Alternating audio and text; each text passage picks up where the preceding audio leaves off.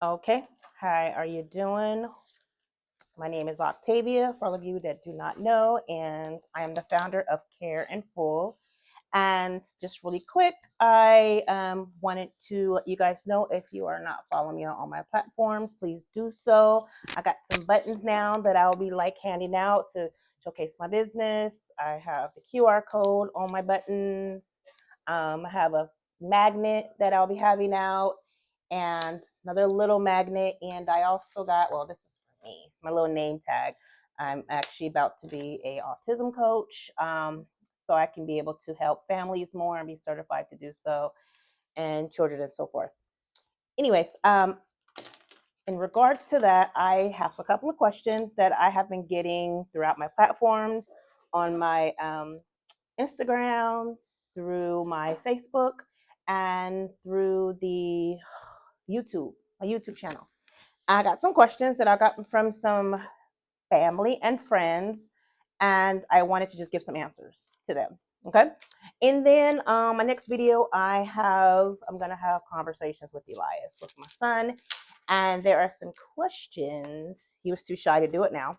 Some questions that I have for him that I want to ask him. To, just some fun questions. So without further ado, here's some questions that I was asked from a couple of um, people. Let's see. I'll actually do five. I'll split them up here, and I'll do like five more. One of the questions that I was asked was, how did you stop him from screaming all the time? How did I stop my son from screaming all the time? So, and this is more so when he was younger. And the way that I stopped my son from screaming all the time, once I got used to it, honestly, once I come to find out that it was really just him trying to communicate with me, and his screaming was really out of frustration, I learned, or him, upset about something, or really just like yelling. I actually kind of just stopped and just found out what his trigger points were. I realized he was trying to communicate, so I would pay a lot of close attention to what was he hollering about, what was he screaming about. If we walked into a store and the hollering started, I the more and more I learned about autism, I realized, okay, it's the lights, okay, it's the sound, maybe it's the cash register. If we were, and that's why I noticed that, okay, that doesn't happen until we go into the store. So maybe that's what the issue is. If we're, I put a certain type of clothing on him, he started yelling. A certain type of shoes, he started screaming. So sometimes I would just let him scream, let him holler, and honestly, without the language, I would sometimes just like figure out, like, let me try this, let me try this, let me try that.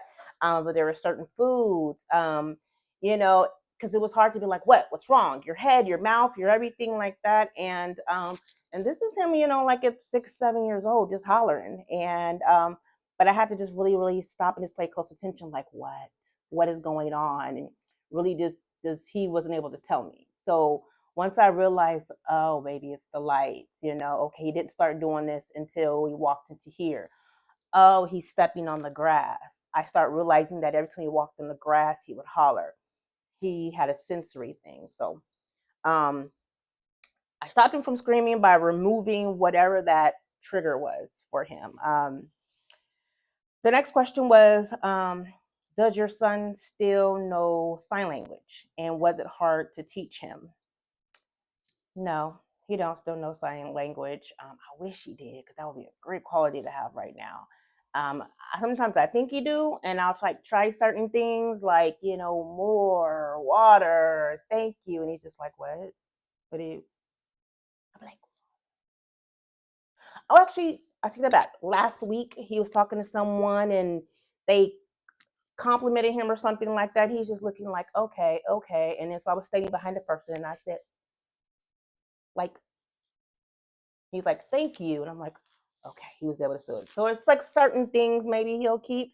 The first words I taught him was thank you and welcome. So it was like a bunch of this, and thank you. And but no, once the sign language, once we got from sign language to working with the picture exchange system, the picture exchange communication system, start using words, sign language kind of just like went away. So um, it, I had a speech therapist at the school and at home, and then I taught him. So it was hard, but we had everyone as a group working on it. And with this fine motor skills, it got a little bit easier when we didn't use, like, we weren't using like letters and things like this. It was more so hand gestures. Another question, let me see. How did we celebrate birthdays? So his birthdays. Well, most of the time he spent them alone because he didn't really have friends, or like cousins that were like that age were able to come around him. And we really, we would celebrate them probably like on days of the week where it wasn't mean like children around. We would probably go to the park when there wasn't a lot of kids. It wasn't really noisy. Things that he liked, there really weren't things that a lot of children liked. So, but it would do something where it was kind of like his day, free for all. If it was something that, he wanted to eat something, I normally would be like, no, or mess with things, or play with Play-Doh, or wipe stuff all over the wall. I probably would bring him somewhere where it's like, have at it, you know. Or he didn't give him cake and ice cream and junk food like that, but he would have an opportunity to kind of just play with certain things. And I would sing to him. He really didn't understand the difference between the birthdays and everything. Once he got older, he just kind of like learned the song and we would sing.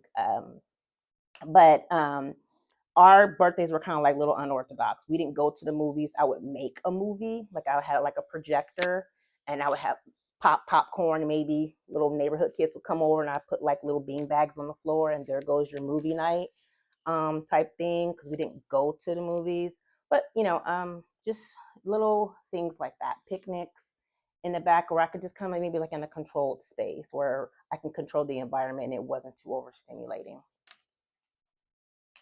And I think one that's like really important is I was asked about water safety. Water safety, how, and this is something that's really important because there's a lot of eloping going on with children with autism. They're attracted to water. And it seems like it's more and more statistics are showing that because of the attraction to water, a lot of children are appearing in water. They're found that they've drowned in water. They just have this um, something about the water, and that they're just drawn to it, and they don't know the water safety and what to do about it. My son was scared of water for a very, very long time. So as far as like going towards it, that wasn't happening. It would be hard to get him to be in the bath, to shower, to go and play in pools. I think the first time he got in a pool, he was like almost 11 years old.